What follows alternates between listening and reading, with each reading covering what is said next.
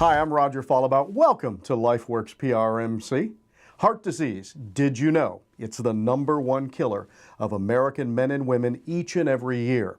But what are your risk factors? Can you do anything to prevent it? And what are some of the revolutionary new heart procedures taking place at Peninsula Regional Medical Center?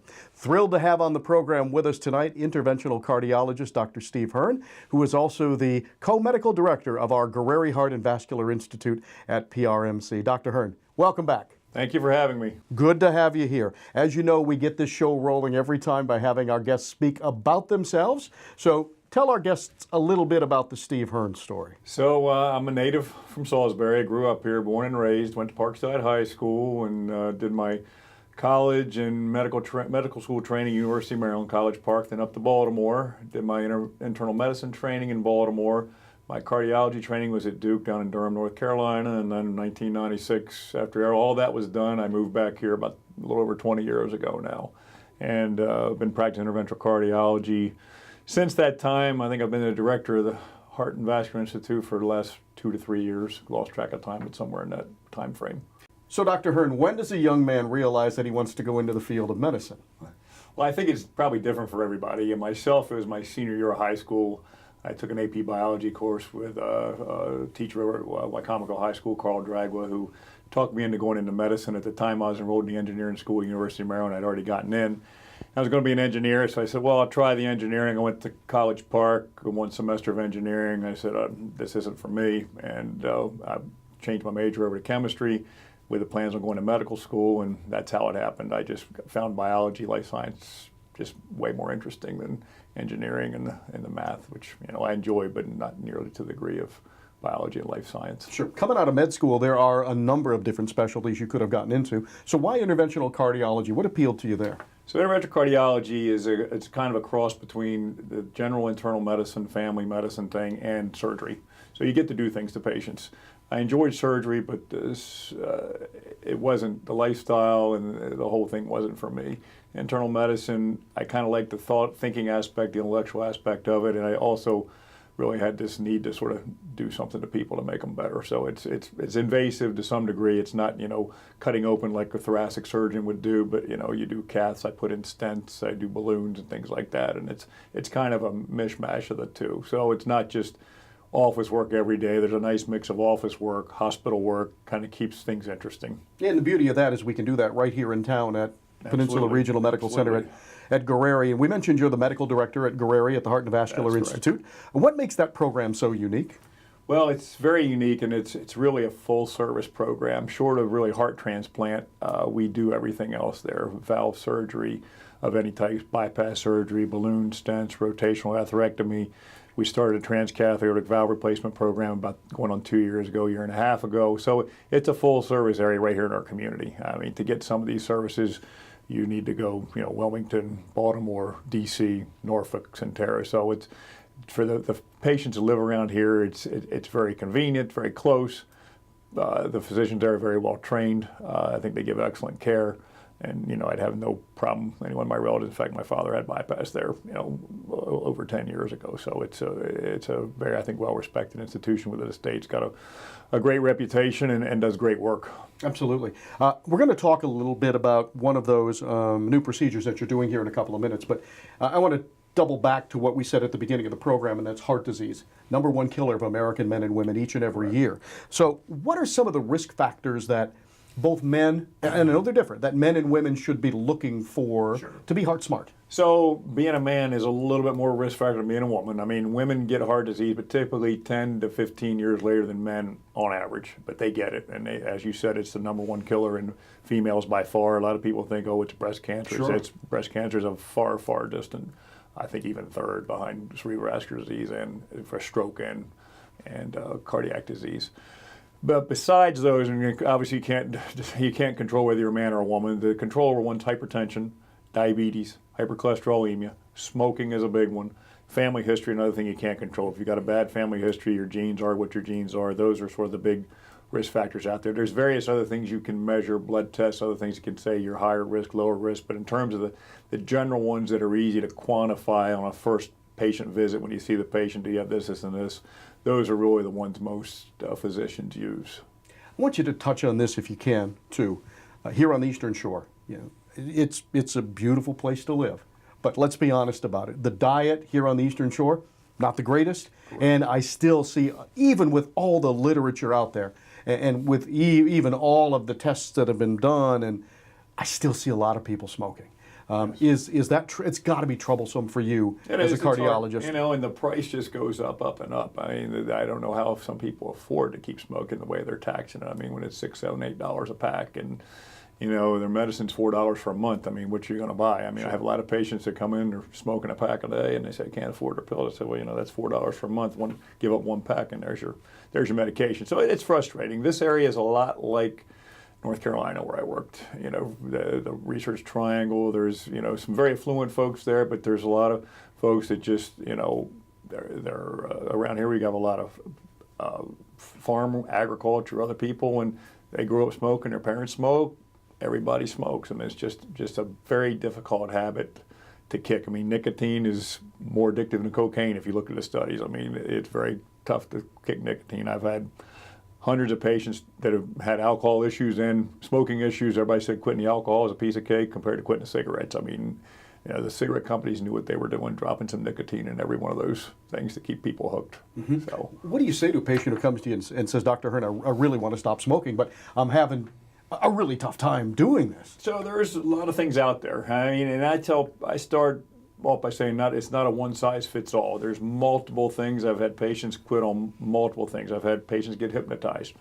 Never thought they'd do it, get hypnotized, and they're done. I've had patients take nicotine patches, which grade down. Higher dose of nicotine, you lower it over time. Yep. Nicotine gum works for some people. There's Chantix. It's been out there. It's gotten some bad press. I mean, Chantix is probably the best pill you can give to quit smoking. It can make you a little crazy, and it got a lot of bad press. It got a black box warning for psychosis and other things. So I tell people, start this, but you start getting crazy dreams, crazy thoughts. We have to stop it, but it works very well to cut down the craving. There's no one called bupropion, works very well. There's a lot of pharmacologic agents out there. Some people use the vaping thing. I mean, vaping's getting a lot of press in terms of getting kids hooked, which it's definitely bad for that. I mean, you don't want kids hooked, but in terms of a device to stop smoking, again, the vaping places, they have graded doses of nicotine. You can go in, start off with a high dose, and go down. I've had several patients stop on that. They really want to quit, wean themselves off the nicotine over 2, 3, 4 months' time, and it gives them something to hold in their hand like they're smoking a cigarette. Sure.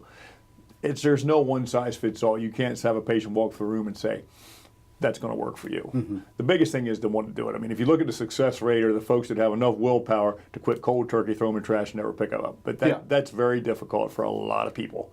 And my goodness, if you've never started, don't. Don't start, absolutely, because you will get hooked. Yeah, very easily. Yes. Switch gears. I want to talk about, we mentioned those cutting-edge procedures going on at the Guerreri Heart and Vascular Institute. One that I know you guys are doing that's relatively new is TAVR, T-A-V-R. Correct. What's TAVR? So TAVR stands for transcatheter aortic valve replacement. So that is one of your valves in your heart, your aortic valve. We're actually able to replace that through the leg, sometimes a minimal incision in the subclavian artery up here, sometimes direct aortic, but the lion's share, 85-90% of them done through the leg, just like a heart catheterization. We go into the big artery, the femoral artery in the leg. We're able to deliver a valve up on a sheath, which is about 4 to 5 millimeters in diameter. We position it in the negative valve in the heart and deploy it right there. So it just pushes the old valve out of the way up against the wall. The new valve takes over, starts pumping, and you're good. And these folks are usually in the hospital for 2 to 3 days afterwards, and they go home and with no incision on their chest and no big time recovery period.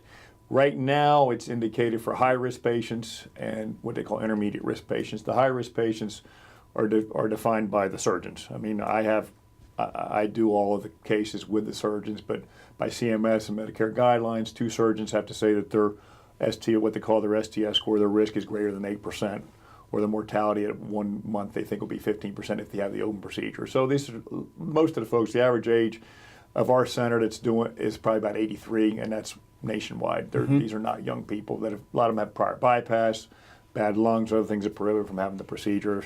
This is a very quick, sometimes we can do them in a half hour, 45 minutes, sometimes an hour and a half, but it's a very quick procedure done in cooperation. Myself, one of the cardiothoracic surgeons is there, Dr. Todd Wayberg or Ogburn, and anesthesia. So it's a multidisciplinary approach, and it has to be, all these cases or patients are presented at a multidisciplinary conference where we all get our heads together and say, what is the best plan of attack for this patient? Is it open? Is it a TAVR?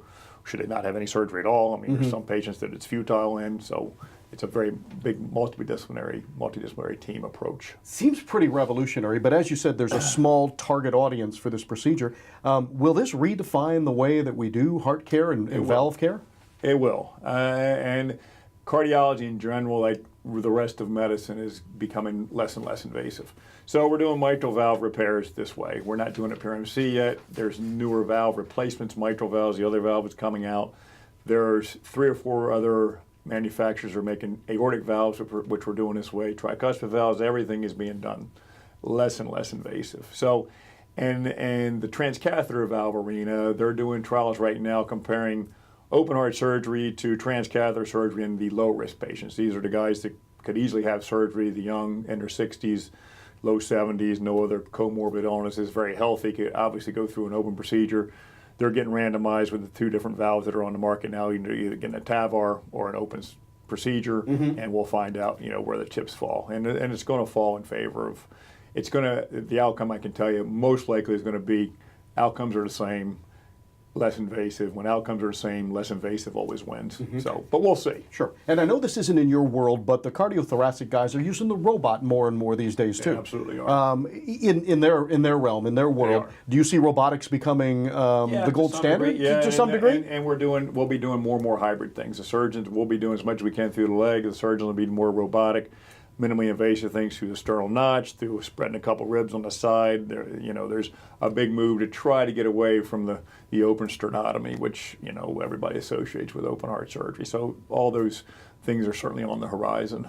Yeah, we have a very robust cardiac rehab program at Peninsula Regional as well. So you guys get them better, but people still need to have the onus upon themselves to go through rehab and take better care of themselves. So how important is rehab to this whole process of getting your heart healthy? Rehab is as important as any medication you could take. I tell my patients it's important taking your statin drug or your blood pressure medicine. I mean, the data on rehab, patients that go to rehab, they can drop their mortality risk by 30 to 40% over 5 years. And patients that after rehab continue to exercise, walk, don't smoke, take care of themselves, it is a marvelous thing, both mentally and physically. I mean, you can't argue with the data. And we're lucky. PRMC has, I think, the busiest cardiac rehab program in the state, and one of the most successful for years. They've had award after award from the state, from the federal level of program. I mean, it's just a phenomenal program with phenomenal people running the show. Awesome.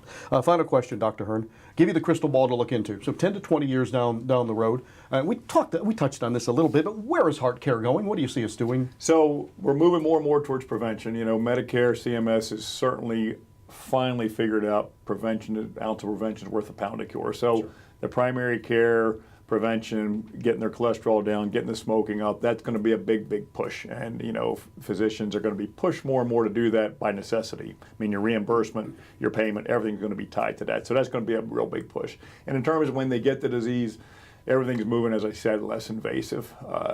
We'll still be doing open heart surgery for patients. I kind of laugh at my surgical colleagues. They just keep getting the worst and the worst and the worst because everything else we can fix other ways we will. And their patient population seems to get sicker and sicker. Somebody we can't fix this way, they're just sicker and worse off.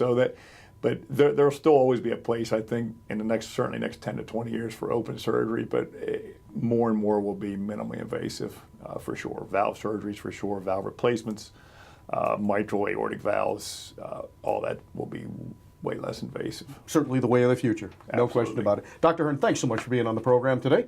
Appreciate it. Good to have you back on the show. Yeah, thank you for having me. And that'll do it for this edition of LifeWorks PRMC. February, as you may also know, is American Heart Month. So if you'd like to know what's going on for American Heart Month at Peninsula Regional Medical Center and across our area, please log on to our website at www.peninsula.org. A lot of good information there. And you can find out exactly what's happening for Heart Month.